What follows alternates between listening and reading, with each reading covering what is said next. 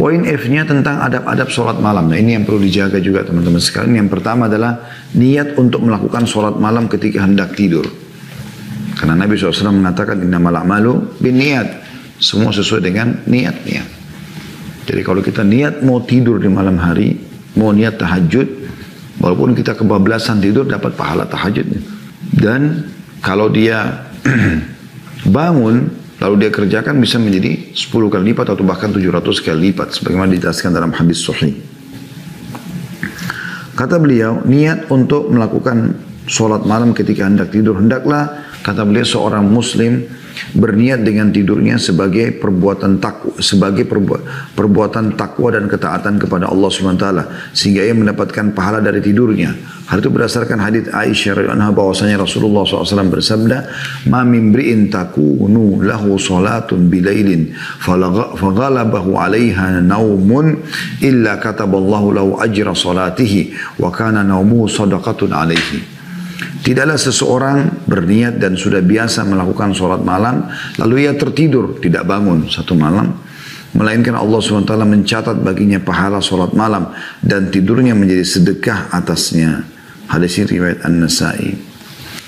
Juga diriwayatkan dari Abu Darda radhiyallahu anhu bahwasanya Nabi SAW bersabda, ya, beliau mengatakan barang siapa yang mendatangi tempat tidurnya dan ia berniat untuk bangun sholat malam, lalu kedua matanya mengalahkannya, maksudnya dia tertidur, tidak bangun hingga subuh, maka dicatatlah apa yang telah ia niatkan dan tidurnya menjadi sedekah baginya dari Robnya.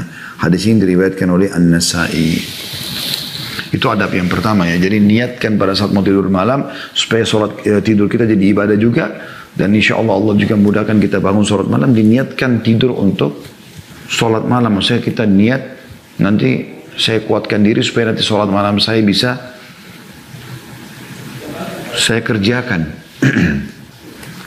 Yang kedua, mengusap wajah ketika bangun tidur, berzikir kepada Allah SWT dan menggosok gigi dengan siwak seraya mengucapkan La ilaha illallah wahdahu la syarikalah. Tidak ada Tuhan yang berhak disembah kecuali Dia dan tidak ada sekutu bersamanya. Lahul mulku, miliknya lah semua kerajaan. Walahul hamdu, dan miliknya segala puji-pujian. Wa huwa ala kulli syai'in qadir, dan Dia mampu mengerjakan apa yang Dia inginkan. Subhanallah, maha suci Allah. Walhamdulillah, segala puji bagi Allah. Wala ilaha illallah, dan tidak ada Tuhan yang berhak disembah kecuali Allah. Wallahu akbar, dan Allah maha besar. Wala hawla wala quwata illa billahil aliyil azim. Tidak ada dan kekuatan kecuali dari Allah yang maha tinggi dan maha agung. Rabbighfirli, ya Allah ampunilah dosa-dosaku. Jadi penggabungan antara tiga zikir ya.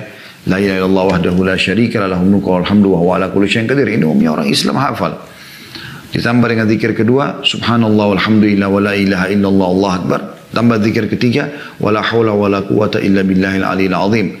Ini zikir tiga sudah kita tahu semuanya umumnya.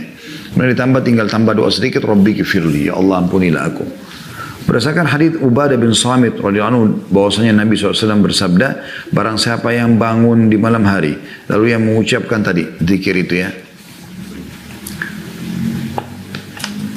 maka kalau dia berdoa akan diterima doanya, dan kalau dia berdoa maka akan dikabulkan doanya.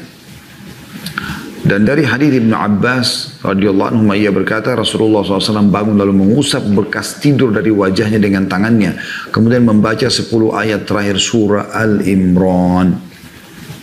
Ya, ini diriwayatkan oleh Imam Bukhari. Juga dari Hudzaifah radhiyallahu anhu beliau berkata, Nabi SAW ketika bangun di malam hari beliau menggosok kedua bibirnya dengan siwak, maksudnya membersihkan giginya. Ya. Ini juga diriwayatkan oleh Muslim. Ya, riwayat Bukhari Muslim ya. Dan beliau pun sallallahu alaihi wasallam membaca zikir-zikir yang lain yang biasa dibaca ketika bangun tidur. Kemudian beliau berwudu sebagaimana yang Allah SWT perintahkan. Ini diriwayatkan atau disebutkan oleh Syekh Qahtan sendiri juga dalam buku beliau yang lain, Hisnul Muslim. Yang ketiga adabnya adalah memulai sholat malam dengan 2 rakaat yang ringan. Maksudnya dari misalnya Anda pilih 8 rakaat, 2 rakaat pertama itu lebih ringan dari rakaat-rakaat yang setelahnya. Berdasarkan perbuatan Nabi SAW disampaikan oleh Aisyah radhiyallahu anha Beliau berkata bahwasanya Rasulullah SAW apabila beliau bangun untuk sholat malam, maka beliau membuka sholatnya dengan 2 rakaat yang ringan. Diriwayatkan oleh Muslim. Juga berdasarkan hadits Abu Hurairah radhiyallahu anhu dari Nabi SAW, beliau bersabda, "Idza qama ahadukum minal laili falyaftatih salatahu bi raka'ataini khafifataini." Jika salah seorang dari kalian akan melakukan sholat malam, maka hendaklah ia membuka sholatnya dengan 2 rakaat yang ringan. Ini diriwayatkan juga Muslim. Yang keempat, adabnya disunnahkan tahajud di rumahnya, karena Nabi SAW melakukan di rumah beliau. Hal ini berdasarkan hadis Zaid bin Thabit radhiyallahu anhu bahwasanya Nabi SAW bersabda, "Fa'alaikum bis-salati fi buyutikum, fa inna khaira salatil mar'i fi baiti illa al-maktubah." Salatlah di rumah-rumah kalian, kecuali atau karena paling baik salat seseorang adalah di rumahnya kecuali salat fardu. Hadis ini riwayat Bukhari Muslim.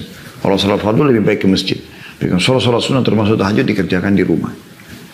Yang kelima, mendawamkan salat malam dan tidak menghentikannya, maksudnya merutinkannya.